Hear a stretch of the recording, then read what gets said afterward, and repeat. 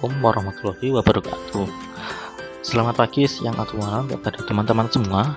Perkenalkan, saya Aditya Alvarizky Arifin dari Fakultas Ilmu Budaya, Prodi Bahasa dan Kebudayaan Jepang.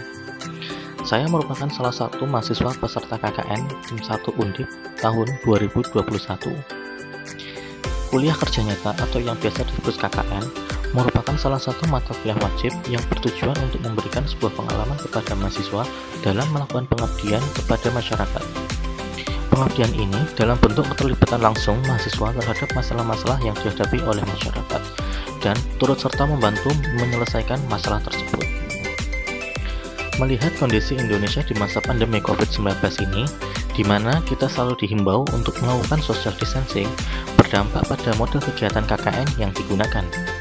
Jika umumnya kegiatan KKN dilakukan secara berkelompok atau tim, maka kegiatan KKN kali ini dilakukan secara mandiri atau individu. Jika umumnya lokasi KKN telah ditentukan oleh LPPM, maka lokasi KKN kali ini ditentukan oleh domisili atau tempat tinggal masing-masing mahasiswa. Desa Ngabean sendiri menjadi salah satu tujuan lokasi KKN Tim 1 Universitas Diponegoro tahun 2021. Desa Ngabean merupakan salah satu desa di Kecamatan Karanganom yang memiliki luas tanah lebih dari 100 hektar persegi. Dengan 2/3 wilayahnya merupakan ladang pertanian. Kondisi geografis Desa Ngabean sangat mendukung untuk ditanami padi dan juga lokasinya yang berdekatan dengan Desa Ponggok yang memiliki umbul atau mata air alami membuat ketersediaan air untuk irigasi sawah selalu melimpah. Karena faktor inilah membuat perekonomian di Desa Ngabean bertopang pada sektor pertanian, khususnya padi. Selain sektor pertanian, Desa Ngabean juga memiliki potensi di bidang peternakan. Dengan ketersediaan lahan yang luas, memberikan kesempatan bagi masyarakat untuk membuka peternakan. Contoh peternakan yang berada di Desa Ngabean adalah peternakan ayam petelur, ayam potong, bebek petelur, ikan, dan lain-lain. Jumlah penduduk Desa Ngabean berjumlah 2.387 jiwa, dengan jumlah penduduk laki-lakinya adalah 1.177 jiwa dan jumlah penduduk perempuan adalah 1.210 jiwa. Dikutip dari data Desa Ngabean tahun 2016. Desa Ngabean terdiri dari 9 dukuh atau dusun, yaitu yang pertama Dusun Karangpoh, Dusun Ngabean, Dusun Dukuh, Dusun Karangjati, Dusun Sripit, Dusun Gumulan, dan yang terakhir Dusun Senden. Desa Ngabean berbatasan langsung dengan Desa Pulan Harjo di sebelah utara, dan Desa Brangkal di sebelah selatan, Desa Borongan di sebelah timur, dan Desa Ponggok di sebelah barat.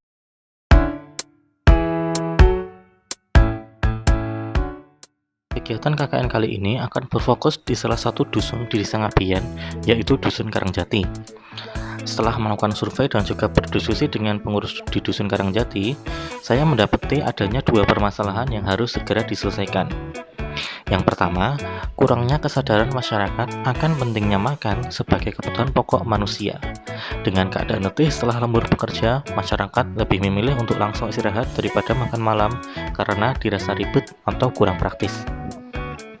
Yang kedua, kurangnya kesadaran masyarakat akan pentingnya hand sanitizer sebagai bentuk perlindungan dasar untuk menghadapi terjangan COVID-19.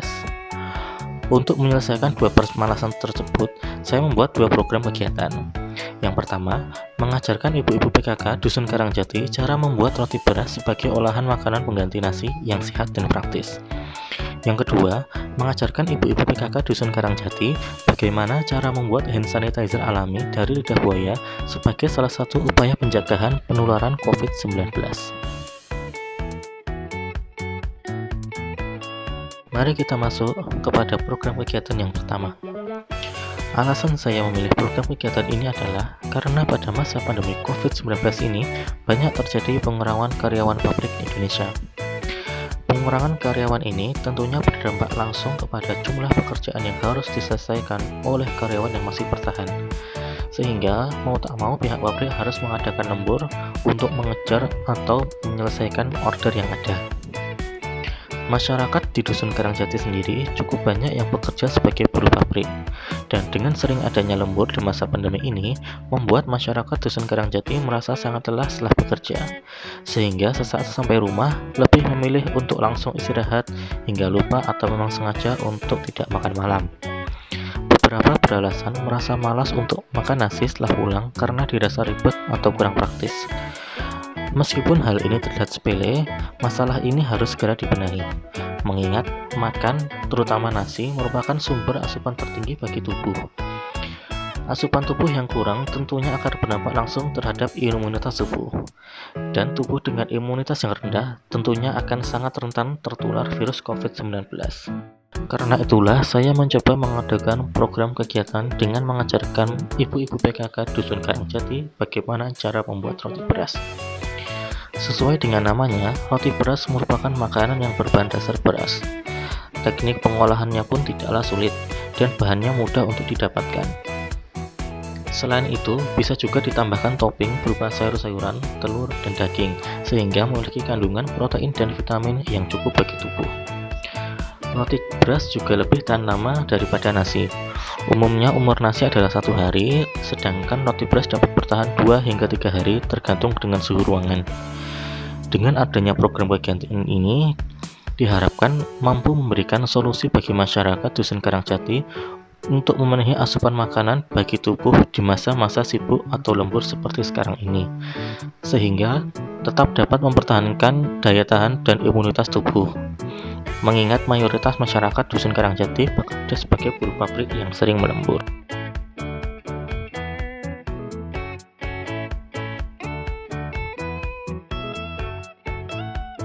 Ya, mari kita masuk kepada program kegiatan yang kedua.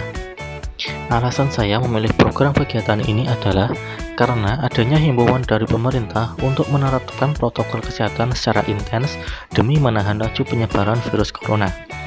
Beberapa langkah yang bisa diambil dalam menahan laju penyebaran virus corona adalah dengan memasang tempat cuci tangan umum yang disertai dengan sabun di berbagai titik lokasi, menerapkan penggunaan masker, social distancing, dan setiap masyarakat selalu diminta untuk siaga membawa hand sanitizer kemanapun dan dimanapun sebagai bentuk perlindungan dasar. Untuk hand sanitizer, mungkin dirasa cukup sulit jika setiap masyarakat harus wajib memiliki dan membawanya. Mengingat harga hand sanitizer sendiri terbilang cukup mahal, antara 10 sampai 15.000 rupiah. Selain itu, masyarakat juga cenderung masih acuh terhadap penggunaan hand sanitizer. Padahal, hand sanitizer merupakan salah satu bentuk perlindungan dasar selain masker yang juga turut serta harus diperhatikan. Jika ditanya, maka masyarakat akan kembali ke pernyataan sebelumnya, yaitu karena harga hand sanitizer tidaklah murah dan dirasa mustahil jika harus selalu siap membawa hand sanitizer dimanapun dan kapanpun. Karena itulah, saya mencoba mengadakan program kegiatan dengan mengajarkan ibu-ibu PKK Dusun Karangjati cara membuat hand sanitizer alami yang bahan dasarnya dapat diambil dari lingkungan sekitar, yaitu hand sanitizer alami dari lidah buaya dan daun sirih. Di Dusun Karangjati sendiri, cukup banyak warga yang menanam tanaman lidah buaya. Meskipun begitu, tanaman lidah buaya ini hanya difungsikan tidak lebih sebagai hiasan semata. Padahal, jika ditengok, tanaman lidah buaya sendiri memiliki kandungan senyawa yang mampu membunuh bakteri dan virus. Salah satunya adalah virus corona. Untuk proses pembuatan hand sanitizer alami ini pun tidaklah sulit, dan memiliki harga yang jauh lebih murah bila dibandingkan dengan hand sanitizer produk jadi. Dengan adanya program kegiatan ini, diharapkan masyarakat Dusun Karangjati dapat membuat hand sanitizer sendiri dan tidak perlu repot-repot pergi ke apotek atau toko-toko lainnya, serta dapat digunakan sebagai hand sanitizer umum di beberapa titik lokasi di dusun.